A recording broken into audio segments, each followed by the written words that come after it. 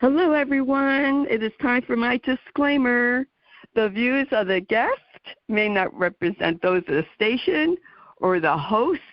Please ask your primary care physician for any information if we discuss health issues. And without further ado, I am Betsy Wurzel, your host of Chatting with Betsy on Passionate World Talk Radio, where we educate, enlighten, and entertain. Before I forget, folks, because I don't know where this year is going, August is half over with come Monday. So September, I just realized September's around the corner, and September is World Alzheimer's Awareness Month.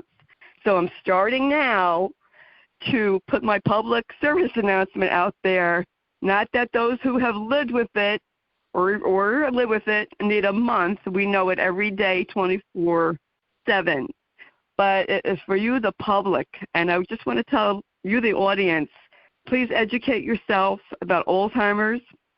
It is one of the many forms of dementia, one of many types of dementia. It's the number 6 killer. Please, please, if you are having any memory problems, please go to your primary care physician and tell them. And that was my public service announcement. I have a very special guest with me today. Yes, all my guests are special, and I'm really excited.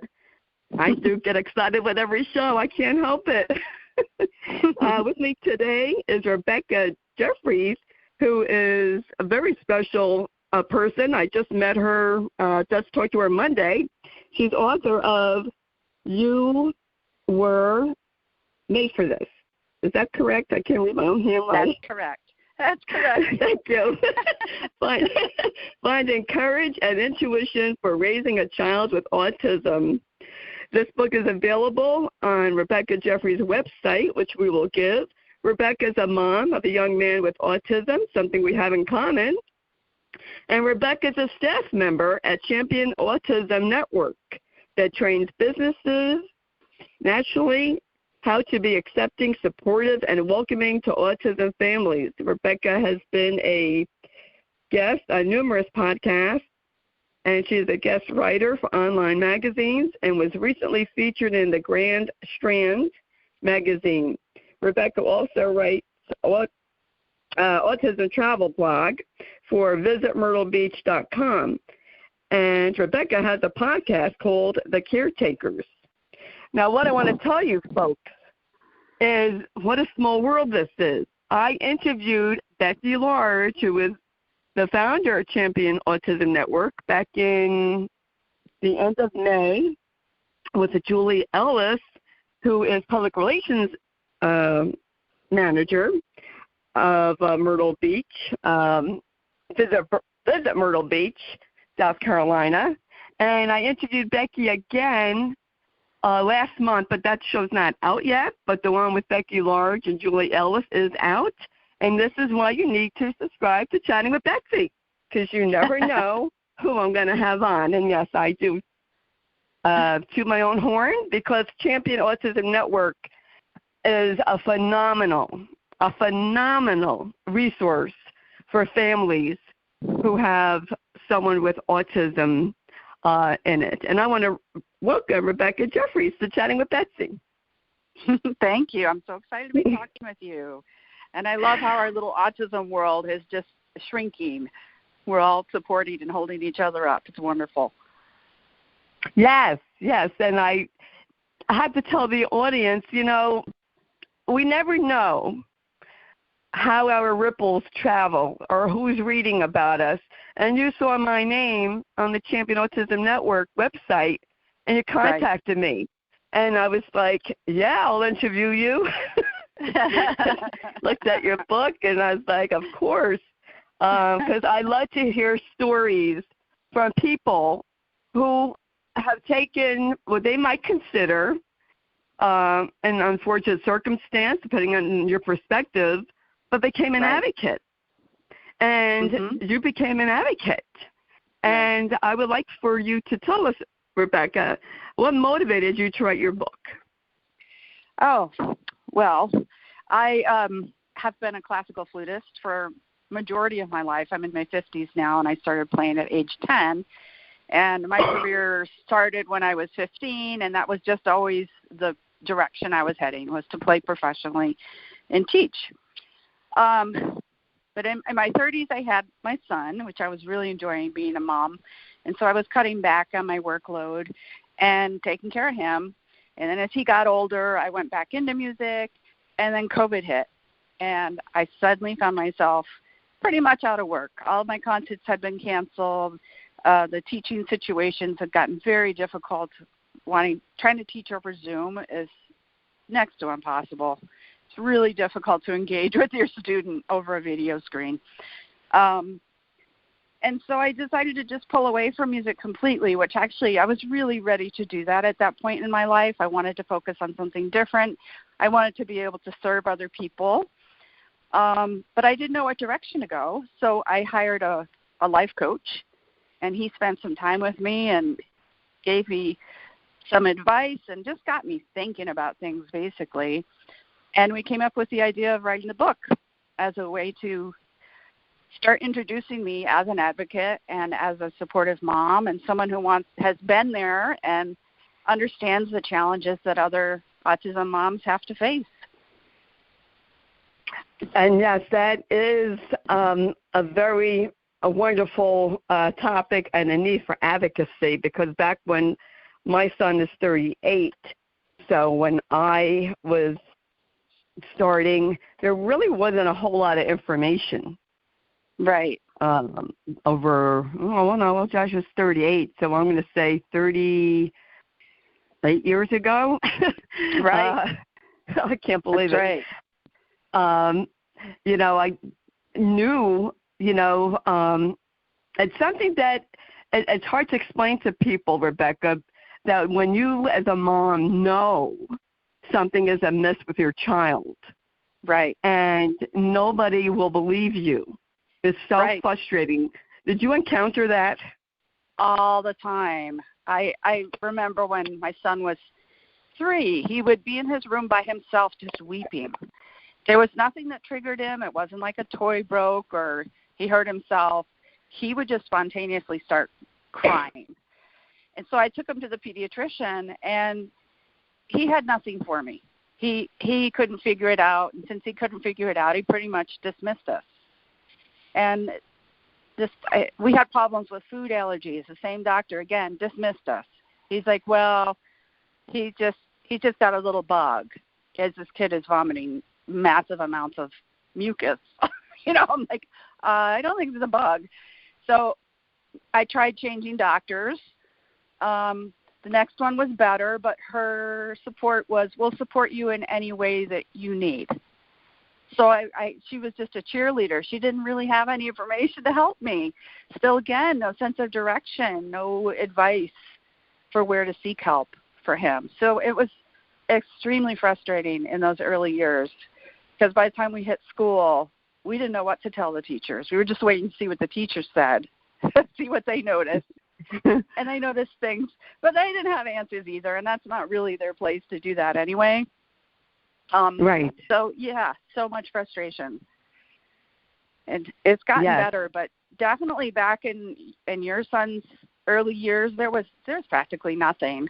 And I've seen so much change in the last 20 years as my son has aged in the way that people are able to diagnose and to identify and to offer help. It's really gotten a lot better. Yes, there's much more information now about autism. There's resources now that there weren't available over 30 years ago, right? Which I'm very, very grateful for. And that, I can only tell other moms out there and parents, guardians, if I could give any advice, it would be, if a pediatrician does not listen to you, go to another one and keep going till you get peace about it. Yep. That's what we did. We finally found a nurse practitioner who was fabulous. And my son struggled to thrive physically. He was always underweight and short. And on his 16th birthday, when the testosterone kicked in, he finally hit the average numbers on the growth chart. And the nurse practitioner and I just burst into tears. We were so excited, and she'd been with us along in that journey. That's the kind of help you want. That's the kind of medical professional that needs to be on your team. They understand the struggle. Yes. Yes. I agree. My son's first pediatrician told me that Josh was lazy and I was the overprotective mother. Yeah. And then the other pediatrician, one said that he was mentally retarded, which is a term they don't use anymore, but they did back then. Excuse me. And I went to a pediatric neurologist, and he said that, Josh was globally delayed and hyperactive. Now, this child didn't move, so I don't know how they could figure out he was hyperactive when he didn't move. And so they said, put him on Ritalin, and maybe it'll calm his brain down. So I felt bad. I put Josh on Ritalin, but then I took him off because it really wasn't helping. Right. And then he went back on it again when he was like 6. I took him to another neurologist. And then I stopped because they weren't telling me anything. They weren't really helping. Right. And you get... Excuse me. Did you find that? Totally... Was that your experience? Oh, yeah.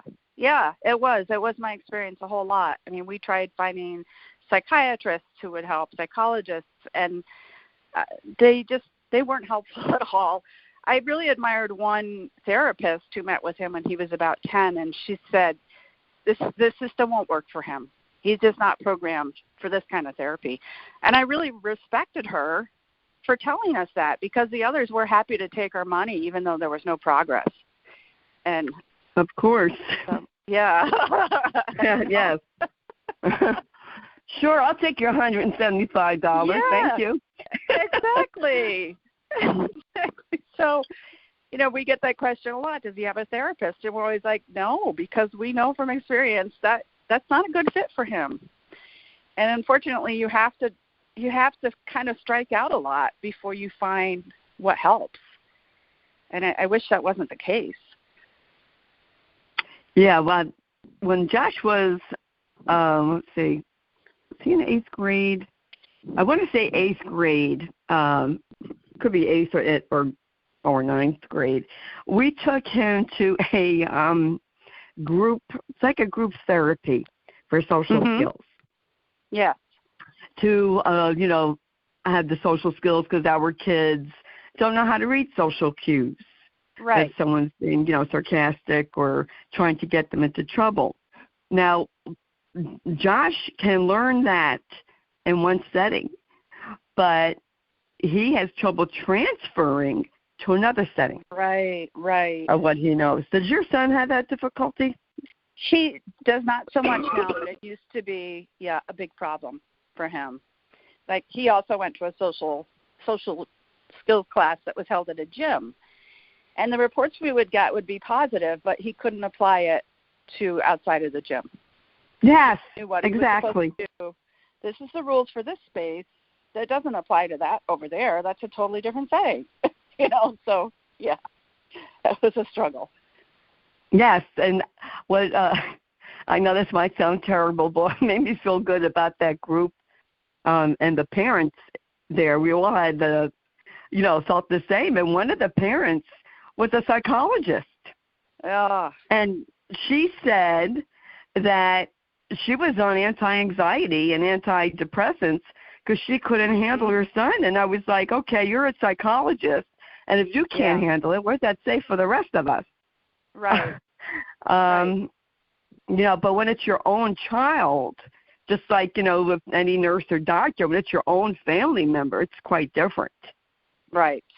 And I completely understand what she's saying. I myself have struggled with anxiety and depression because you want what's best for your kid, and you feel absolutely powerless. And you're trying to care for a child and care for yourself, and it's overwhelming. And so then you have to go out and get help for yourself on top of trying to find help for your child. Yes, exactly. And when people judge you or your child and then face the stigma Right. It's really very challenging, you know. Mm-hmm. And then, you know, when you have your hopes and dreams of for your son or your daughter, and then you come to find out, well, they're not going to be doing your dreams, and then Right. you are kind of like, I didn't realize it then, but now I realize it. I was grieving the loss of a dream. Yes. And, you know, not that I mean, we love our children. It's not that we don't love our children, but we're grieving a loss. Did you, Right. you felt that way, Rebecca? Oh, yeah. And I actually talk a lot about that in my book, the necessity of changing your perspective, changing your expectations, and embracing what's been given to you instead of grieving the whole time about what is not going to happen for you. I love that. That turned things around for me quite a bit. I was able to appreciate my son for who he was and celebrate him for what he could accomplish versus what I expected him to accomplish. So that's pretty important. Yeah. Yes, it is. And you know what? I wish there was a book out just like yours 30-something years ago. Oh.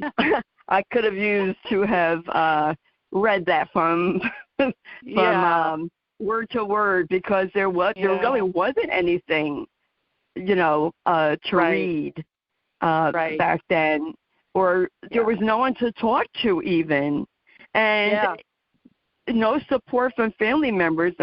My dad, he said to me, "Why are you looking for trouble, Betsy?" He said, "I feel really bad that you're taking Josh to a neurologist. You're looking for trouble." I said, "No, trouble found me." Right. And just not having that support. Did you, in your situation, did you have people that were supportive? There was a lot of, like, looking the other way. They knew that there was stuff going on, but they didn't want to talk about it because it seemed too sensitive. But we were very transparent about it. And we would, you know, send emails out to family members and say, "You're going to see us doing the following things with JJ to help him control his nervous system," you know, and just explain it. But they still never really stepped up and said, "Tell me more." So sometimes we felt embraced, sometimes we felt judged. It was a little bit of everything, all over the board, because everybody's uncomfortable with unseen neurological issues. They just make people uncomfortable. They don't really understand it.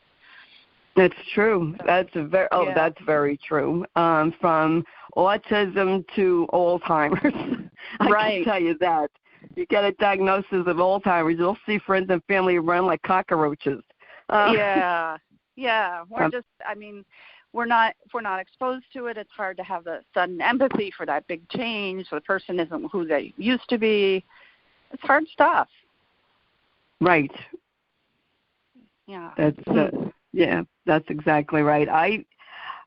When my older brother, my brother was 67 when he died last year, but so in the 60s, well, he was born in 53, so in the 50s and the 60s, they didn't have special ed. They had resource rooms. And my brother had some kind of issue. And so my parents compared Bradley with Josh, but they're two separate individuals. Bradley could do a job. Bradley could drive. He was just very rigid. I mean, he had OCD, but just, how parents compare one child to the next. And I just really feel that no matter what a child does, my son's a bus aide. I'm proud of him. He got that job on his own. My brother worked in a warehouse. And, like my parents didn't see Bradley as being successful, and he was. Yeah. And I'll say this because my family doesn't listen to my show. when Bradley passed away, who knew he had all this money? And now he's taking care of my mom in his afterlife because she's now in assisted living. So what is success? What makes a person successful? He was successful. Just because he didn't wear a suit and tie doesn't make, or work in an office doesn't make someone more successful or more worthy or valued than someone who works in a warehouse. Right. You know, and I wish people would really understand that. Yeah, I agree. And I had to do that shift, too, for myself. You know, I wanted tangible things for my son. But when I saw his development, his emotional development is way behind the intellectual, I started to clearly more identify things that were important to us as a family, like can he show compassion? Can he step up and help someone without us asking him to? Can he do basic daily activities that he needs as an adult? You know, so you just change those goals. And I'm super proud of my son. He works 2 hours a day. That suits him just perfectly. He's happy. His stress level is down. He's productive. Those are all my big goals for him. So we just, yes. you know, going from day to day to try and build upon those. Yes, yes. Your son, does he drive? Because my son doesn't drive. He can't drive. No, my son will not drive. He did get his license, but his processing speed is slow, and so it really terrifies him that he won't have a quick enough reaction for if something goes awry. So, right. And you know what? I think that's great when people know and understand their limitations. I mean, Josh would tell me, I can't drive, Mom, I can't pay attention. And I took him to a rehab local hospital who tested Josh about driving. They said if he really, really wanted to, he would really have to work at it. Yeah. And he didn't want to. And he couldn't pass the written test. And he said, I don't know where my friend can pass and I can't. And I said, well, Josh, maybe they understand it and they understand the questions and you have difficulty understanding it. I don't know. You know, I don't know if you find this, like some people would say, well, make him pass it. How can you make somebody pass the test? You can't. You know, make him study. He did study. You can't force someone to comprehend something when they can't. Right. And you know what? It took me a long time to understand that, Rebecca. I guess I'm a slow learner myself. Josh could memorize. He has a great memory, and he can memorize. Yep. But he can't comprehend what he read. And I had trouble comprehending that concept. So when I finally got it, then I realized, okay, Josh can, he can, memorize. But just because someone memorizes something doesn't mean they understand what they memorize. Right. That was the difficulty. Did you have trouble with that, relating to that? Not that particular subject, but executive functioning, being able to organize your school books and your note-taking and all that, that came very easy to me. So I expected my kid would be the same, and he's not at all. I mean, every night after school, I would have to make sure his notebooks were in order and that he'd done his homework. And, it was a lot of hand-holding, which drove me a little bit nuts. But once I came to accept that was just part of my daily routine, it got okay. But yeah, that was a spot where I personally struggled with understanding. How is this so hard? Yeah. Yes. It's a miracle that Josh doesn't hate me because we're doing homework, and I would like, what do you mean you don't understand that or you don't remember? I just couldn't comprehend it myself. I mean, it's just really difficult, and the things they're so literal. Like, is your son very black and white? Yes. I was telling Josh's teacher, this blew my mind because how they think you don't know. Right. It was I forgot how old Josh was. He was still in grammar school, I think. And someone in church had died. A guy's wife. He was a missionary couple. So his sister-in-law was sitting next to him. I guess Josh didn't know who was sitting next to him, and Josh said to me, "Which one of them is dead?" I said, "What?" He goes, "Which one of them is dead?" I said, "What do you mean, which one of them is dead? Do you think if they're dead, they'd be sitting up in church?" He goes, well, his wife died, so who is that next to him? I said, that's his sister-in-law. And he was serious. I was like, that just blew my mind. Yeah. Like, you just don't know. Right. I think. Right. I used to have a friend observe me, parenting JJ, and she'd be like, how did you figure that out? And you reach a point where you kind of get into their brain and you start to see, what they're really trying to say, and then you can give them a solution. But it does take some practice, and that's where the intuition comes in. What are they really talking about here? Yes. And it gets fun. Yes, I have to laugh. I love the title of your book because you do need courage as a mom of a child with special needs. You need courage to stand up to the child study team and to say, right, and to follow your intuition that maybe this school is not appropriate for my child. Right. Now, your curriculum is not appropriate. Mm-hmm. And how did you find that, Rebecca, dealing with the child study team? That was so hard. It was kind of ironic, and he wanted to go. He was doing homeschool for a few years, and then he asked to go back to school. So that meant he was entering 7th grade at the public school system.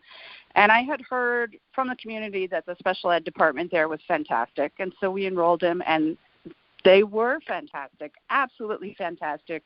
We felt completely supported and advocated for, and he got all his needs met, and it was wonderful. Well, then when he went to high school, they basically dropped him.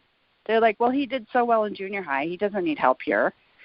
So everything started going downhill really fast. And by the end of December, I pulled him from school. It was ugly. I was having weekly meetings with the special ed team. I was crying most of the time. I was swearing a lot. I was just losing it because we couldn't come to any agreements that met the well-being of my son. And it just was so aggravating. Yeah. Yeah. So I ultimately hired an advocate to represent me because it was for their own safety. I was at that point. Yeah. I was like, I don't like who I am right now, and it's not good. Yeah, they don't like to see those people come in the room. No.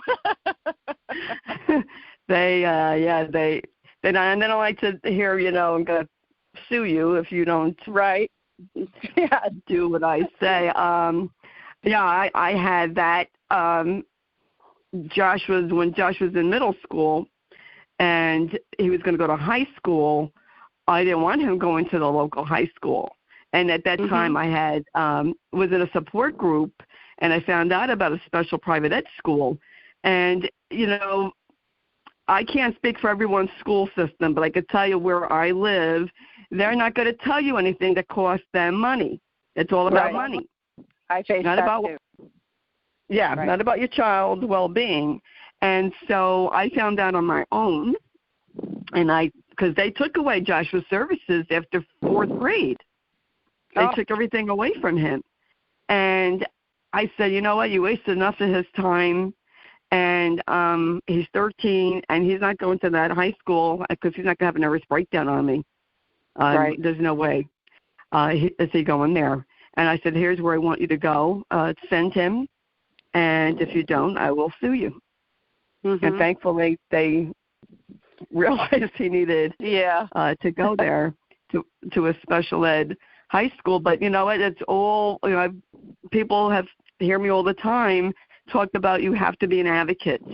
You have to be an advocate for yourself. You have to be an advocate for your children, a loved one, whether it be whoever it is that needs your advocacy to speak up for them. Yes, but we're not trained to do it. So it's like, no, we're not. What does it mean? How do we do this? And, I should have been much more professional in those meetings, but I was the mom and I was emotionally invested, and so it wasn't going to go that way.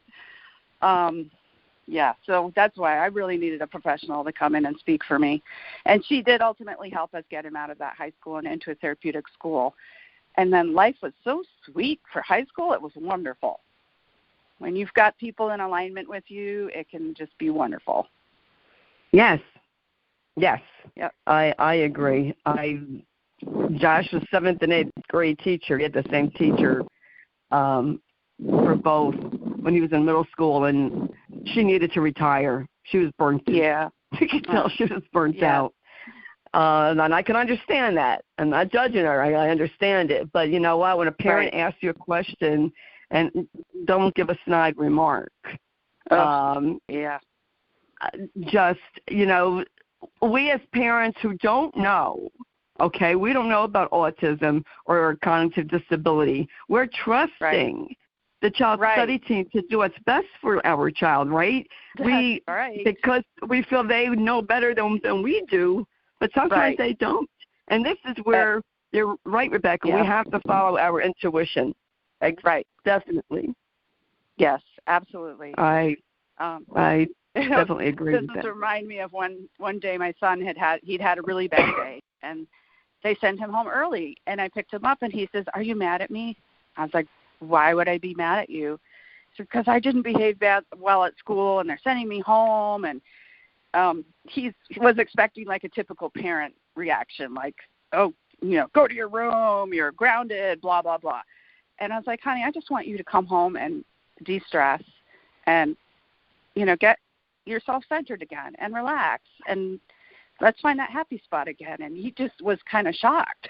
I was like, school isn't everything, but your mental health is. So we'll do what we need to get you feeling good. Yes. The self-esteem of our children is so important. Yes. And, I always was very proud of Josh. And, people who have listened to my show, Josh was a caregiver for his dad. And I'll tell you, Josh understood more about Alzheimer's than so-called intelligent people. I mean, he really was so compassionate with his dad. He had more patience than I did sometimes.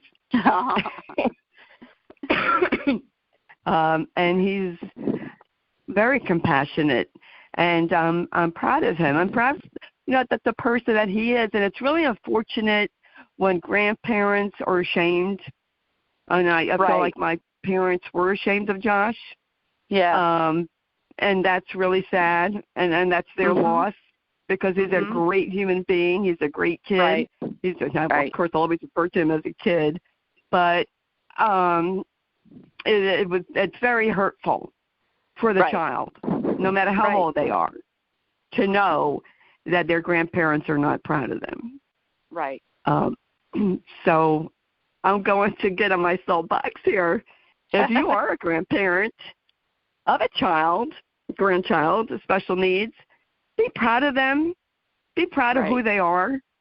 And don't worry about what people think, because it doesn't matter what people think. That's right. So much more important for that child. It was my my father's 80th birthday, and we went down there, and one of the, I guess it was my parents' neighbors, said to Josh, "Who are you?" And he said, "I'm their grandson." And the guy said, "Oh, I didn't know they had a grandson. No one talked about their granddaughters." Oh. Josh never forgot that. Oh, Josh has never forgotten that. That's 14 years ago, and he still hasn't forgotten it. Wow. And, this is when you really have to encourage your child and say, "Josh," or whatever your child's name is, "it's not you. It's them. It's a reflection on the other person, not on you." Mhm. And I had to keep telling him. It was clear with my parents that they struggled at the beginning, because they wanted a cuddly child who would love them unconditionally and be excited to see them, and that's not what they got. And fortunately, they warmed up to seeing him in a different way and accepting him for who he was and understanding the situation. And JJ has never felt not loved, which is great. It just took him a while to warm up to changing their perspective. It's not just the parents. The grandparents have to take a different perspective too. Right. And, back in my parents' time, it was not accepted to have Absolutely. a child with special needs. They put children away. Right.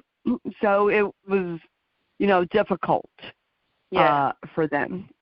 Right. And even, the school my son went to used to be I don't know if you wanted to call it an asylum or a hospital or whatever. It was a facility for people or children who couldn't live in normal society. And it was right where where my father grew up. So that's what he always knew that building as. So I think when he heard my son was going to that building, he was a little taken aback. It's like, it is not what it used to be, Dad. This is a loving, supportive, wonderful place. So he had to adjust to that too. Yes, it is an adjustment. And, Josh was delayed with toilet training. And my father, my goodness, they did things very different back in the 60s, folks. My father told me what my mother did to my older brother when he had an accident. She put the diaper right in his face. I said, no, don't you ever do that to Josh. I said, that's child abuse, and I won't stand for it. Josh has a neurological problem. If you can't understand that, then I don't know what to tell you. Right. But once Josh got, the potty training down, he was delayed. He was 4. But once he got it, he got it. Right. Yeah, that's the typical pediatrician's timeline for development does not apply when you have a kid with a neurological disorder. You have to set your own rules and set your own expectations, and you'll be a lot happier. Absolutely. Everyone, of course, develops differently, and, everyone is different, and that's one of the reasons why I love doing my show is to tell people about resources such as yourself, Rebecca, and the Champion Autism Network, so that they know about help. There are resources out there, because everyone thinks, I'm all alone. No one feels the way I do, but that's not true. You're not alone. And there is help. How did you? I know this might be a personal question. Did your marriage survive having a child with special needs? Oh, good. I have been so lucky with my husband. He has been on the same page with me from day one. He's an incredible human. And I have spoken with other people whose marriages just dissolved over the stress of it all. So I feel I'm very fortunate to have the husband I do. And he's got a great relationship with my son. And we're our little trio, quite happy. Oh, that's great. And yet, this is, I can laugh now. Matt thought it was like my family's fault. Oh. And I was like, look at your family tree. Shake that tree and see what comes out, Matt. Right. And your family's not perfect, okay? So, and really when I think about it, because, back then they didn't diagnose. I truly believe that Matt had undiagnosed attention deficit disorder. Yeah. I really do. But it was, it wasn't diagnosed back then. Right. And he was always a little forgetful, had to be, reminded, disorganized. So I definitely could see that. I said, your tree's not perfect, buddy. But I mean, there were kids in Josh's class. The parents were divorced, whether it was because their child having a disability, I don't know, or other factors come in. Right. But it's great when you do have a partner, husband, spouse, partner that that is supportive of you. I usually went to all the meetings myself, and I knew I had to be an advocate for Josh, because I know that Matt wouldn't speak up. So I knew that it was up to me Yeah. Yeah, that's what fell on my shoulders as well, but that was just because I worked part-time and he worked full-time, and that was just how it worked out. But he was always there to support me emotionally when I got home, so I needed, so that worked. Oh, that's great. Rebecca, I love talking to you. Do you have any words of wisdom to give to parents, guardians who have a child with autism? Yeah, I just want to brag a little bit about my book, because the important thing is that it reaches people and it gets in their hands, because as you mentioned, there was nothing like this when you were mothering, and not even for me when I was a young mother, this didn't exist.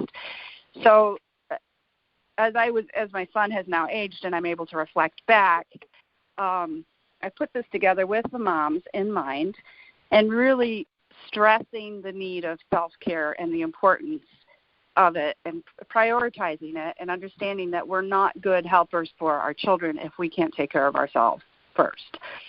So that really has to be stressed and practiced. And so my book, I go through and give some encouragement and some simple ways to help to prioritize yourself without feeling like you're really cheating someone else. So we cover things such as empowerment for your child and yourself, setting boundaries. That was one I really struggled with. Self-compassion, perspective-taking, finding mindfulness, recognizing your intuition. It's so easy as a new parent in particular to think that everybody else knows what they're doing. And so you follow their advice, and it could be completely the wrong advice for your situation. So that courage and intuition is really, really important. So, I just want to encourage you to trust yourself and know that you know more than you realize about your own child. I did have one pediatrician I loved when JJ was a newbie, and he said, "You're the mama, you know best." And I always respected him for that. So just believe in that, I like that. and you'll be fine. Yes. Yeah. Yep. Yes. Oh, thank you, Rebecca Jeffries. Folks, go out, order from Rebecca's website. Go ahead, give your website, Rebecca. It's www.sproutinghealthyfamilies.com. And I would highly, highly recommend buying this book if you know someone who has a child with autism, if you yourself have a child with autism. Right. And check out Rebecca's website, because you will find her podcast on there. Yeah. And there's some other resources there as well. Yeah. Yep. And I've heard from other people as well who are special ed teachers that they found this book very helpful, because it gave them insight into the mom's head, understanding where they were coming from. So you can keep that in mind, too, if you have a family member who is a special ed teacher. But that's cool. Yeah, that's a good idea. You're right. Special ed teachers, yes. It'd be good to know how a parent feels, or get a glimpse of what we are feeling, that we're just not pain in the rear ends and overprotective. Think, oh, you're overprotective. Right. But, we are concerned. We're concerned about our child's welfare and development and learning. Such a pleasure talking to you today, Rebecca Jeffries. Folks. You too, Betsy. Thank you. Get the book and go on the Champion Autism Network website. It's championautismnetwork.com, isn't it? It is, Rebecca? It is. Yep. And you can see all the businesses that are trained. We're all across the nation. Concentration of it is here in Myrtle Beach, but we have affiliates all over the nation of businesses that are trained to help you and your family. And it is a wonderful, wonderful resource, and you could go on there and you can get the card, you can get the awareness bands, and find out places in your area. And if you're going to visit Myrtle Beach, you can find out what places, restaurants, businesses, or autism-friendly, which I just love. I didn't know about that until I met Julie Ellis and Becky Large. So this is really why I'm so grateful and blessed to do what I do and to meet all these wonderful people. And you're another wonderful person that I met, Rebecca Jeffries, so I enjoyed talking to you. And if you write another book, you just let me know. All right. Thank you, Betsy. It's been delightful. You're welcome. Folks, if you missed any of this show, you can catch it all over again wherever you hear your favorite shows and or podcasts. I'm on Spreaker, Spotify, CastBox, to name a few. It is free to subscribe to Chatting with Betsy. I want to thank Jeannie White, who is station manager, Passion World Talk Radio, for writing the blog, producing the show. Please read the blog so you will have the information to purchase Rebecca's book and to go on her visit her podcast to check that out. And I also want to thank Lillian Caldwell, who's CEO of Passion World Talk Radio, who makes this all possible. And folks, as I always say, when you share this show, you are helping others and you are honoring my husband's memory, because that's why I do what I do. I'm paying this forward. I want people to know about resources that I wish I knew about. I want people to know they are not alone. There is help out there for you. And as I always say at the end of every show, in a world where you can be anything, to please be kind and shine your light bright, because we sure do need it now. And don't worry about what other people think. Took me 60 years to find that out. So if you're young, take my advice. Don't worry about what others think. Be you, be who you are, and just be kind. And that's what I have to say today, folks. Thank you for listening, and I appreciate it. This is Betsy Wurzel, your host of Chatting with Betsy on Passionate World Talk Radio. Bye-bye now.